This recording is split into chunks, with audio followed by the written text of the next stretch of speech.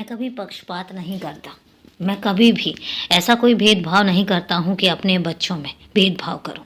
लेकिन ये भी हकीकत है कि मैं अपने हर बच्चे की नीयत देखकर उसके साथ इंसाफ भी करता हूँ और उसके साथ व्यवहार भी करता हूँ। मुझे ये देखना भी पड़ता है कि मेरा बच्चा किस नीयत से मेरे पास आ रहा है।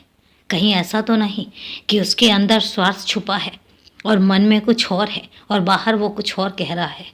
ये भी चीज़ें मुझे देखनी पड़ती हैं। ऐसा नहीं है, मैं भी बहुत सारी चीज़ें सोच समझ के, बहुत सारी चीज़ें देख के फिर फैसले लेता हूँ।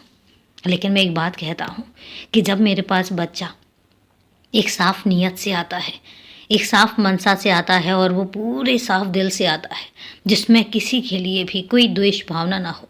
हाँ, मैं मानता हूँ कि मेरे बच्चे इंसान हैं और उनके मन में थोड़ी बहुत भावनाएं होती हैं और होनी भी चाहिए, क्योंकि इंसान है, भगवान नहीं।